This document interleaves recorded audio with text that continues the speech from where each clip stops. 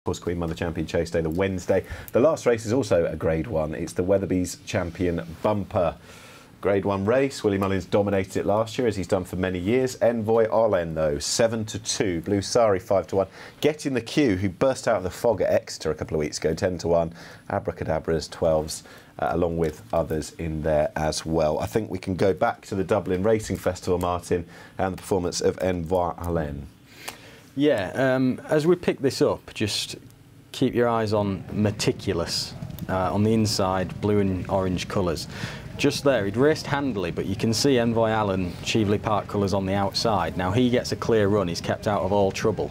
Whereas Meticulous, it was quite a messy race there on the home turn as the race starts to develop, and Meticulous just lost probably 2 or 3 lengths as he met a little bit of trouble up the inside.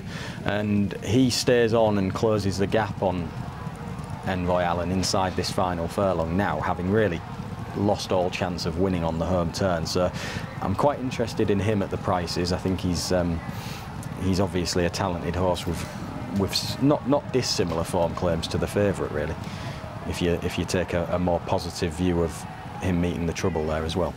Real strength, the Cheveley Park colours represented by Envoy Allen. Is it a race traditionally, Dave, that you get involved with or not? If I'm honest, no. Look, I was there. I was impressed enough with that, and take note of the second. Blue Sari is an expensive McManus horse who's done nothing wrong. I just think there's going to be a market move, and then there's going to be loads of market moves, and then it's going to be won by a 33-1 chance. So I'll watch it, but I think the Cheveley Park colours and the McManus colours are well represented. I haven't got enough knowledge of these horses to be able to give anyone an opinion. We'll have a quick look at Blue Sari then, who is trained by Willie Mullins, who is the winningmost trainer in Cheltenham Festival history, and in no small part due to the success in this race over the years. He first won it with Witherell Witch back in the mid-90s, and he last won it with Relegate. 9 wins. He's looking for the 10. What claims for Blue Sari? I think it's pretty hard to get to be too dogmatic about Blue Sari. This is his only run. He wins it by 11 lengths, and he wins it impressively. As you say, the Yard have got a peerless record in the race with 9 wins. If we look at what's happened to this form subsequently, in the McManus colours, we've got front view of Joseph O'Brien's. That horse was brought down 3 furlongs out at Naas next time before the race unfolded. 3rd Thousand Tears, 4th What's Not to Know, and the 5th Little Saint have all been well beaten subsequently. So to repeat a phrase that Martin used a few minutes ago, it's very much style over substance.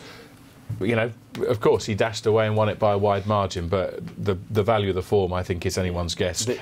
The other point on that race, when we watched the VT there, you'll notice that the 3 horses that were wide finished in the first 3 positions, and it was like soup on the inside. You just now there probably wasn't much in there, but it kind of devalues the form a little bit more than even the subsequent. Enough to stop JP McManus paying fortunes for the winner. Well, and they did really back the second, and it quickened away from it. There's been plenty of expensively bought disappointments in the past. I realise that. Of course, Q-Card was 40-1 winner. It's a springboard race, isn't it, for some brilliant careers, of course, very often. You talked about soup on the inside on the floor. We won't be able to see the performance of Get in the Queue, because quite literally it was like watching through soup when the horse won at Exeter. Super, wasn't it? It was awful. But in terms of the profile of the horse, he's the shortest priced British trained horse, Dave. He won the same Uttoxeter Bumper before Christmas that Neon Wolf won a few years prior. I think Harry Fry thinks an awful lot of the horse. We don't know exactly what happened in the race, though. He burst out. I'm definitely going to look at Uttoxeter Bumpers for my festival bumper horse from now. I think that's a bit. Would you care to add anything? A bit of a top tenuous there. Well, he might target a race. Trainers are creatures of habit. Yeah, I know. I absolutely take your point, but Willie Mullins targets the Cheltenham Bumper every year, and he wins it most years. True enough, but usually has 7 runners. Right. Yeah. I can imagine that by the time Wednesday race 7 comes around, we'll have all done our on other things as well. So Envoy Allen is 7-2. I was going to be a little bit more optimistic. Blue so hopefully we've got a lot. 5-1.